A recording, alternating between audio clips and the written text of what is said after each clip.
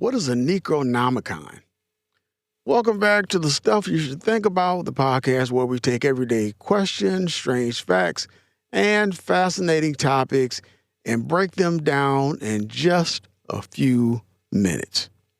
So, today's question is, what is the Necronomicon? Is it a real book, a cursed book, or one of the greatest literary hoaxes ever created? If you watch horror movies, play video games, or read supernatural fiction, you probably heard the name before, the Necronomicon. It has become one of the most famous forbidden books in popular culture. It's often described as an ancient text filled with dark rituals, forbidden knowledge, and spells capable of summoning terrifying creatures. But here's the surprising part. The Necronomicon wasn't discovered in an ancient tomb. It wasn't hidden in a secret library, it was invented. The Necronomicon first appeared in the stories of American horror writer H.P. Lovecraft during the 1920s. Lovecraft created an entire fictional universe filled with ancient cosmic beings that existed long before humanity. To make his stories feel more believable, he invented books, historical events, and imaginary scholars. The Necronomicon was the most famous of them all. According to Lovecraft's stories, the book was written by a mysterious mad Arab named Abdul Azred.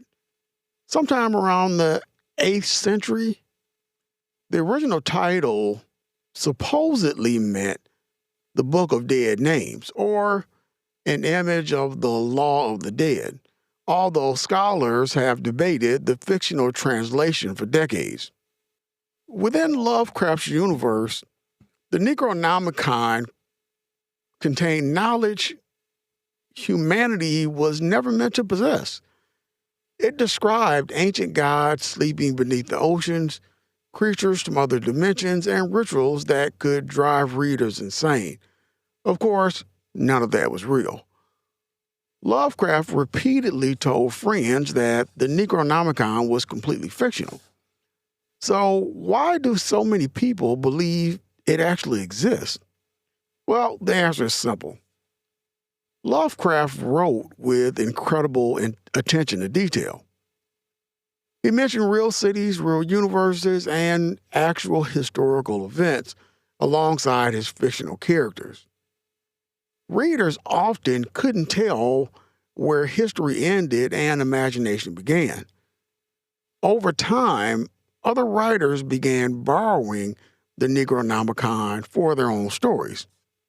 Soon as it started appearing in novels, comic books, role-playing games, television shows, and movies, perhaps its most famous appearance outside Lovecraft's work came in the Evil Dead film series, where the Necronomicon became known as the Book of the Dead. In those movies, reading from its pages unleashes terrifying supernatural forces. That only added to its legend. Here's something even stranger. Although the original Necronomicon doesn't exist, several people have published books claiming to be the real Necronomicon. Some contain occult writings. Others are collections of magical rituals. A few claim to reveal ancient secrets hidden for centuries. None of these books are the original because there never was an original. They're modern creations inspired by Lovecraft's fiction. Another fascinating fact is that libraries around the world have occasionally received requests from people asking to borrow the Necronomicon. Some university librarians have even admitted they occasionally receive calls asking where it can be found. Imagine being told the book you're looking for only exists inside a fictional universe. The Necronomicon's lasting popularity says something interesting about human nature.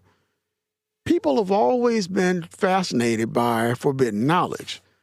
Throughout history, there have been legends about secret books, hidden libraries, and ancient manuscripts containing dangerous wisdom. The Necronomicon taps into that curiosity better than almost any fictional object ever created.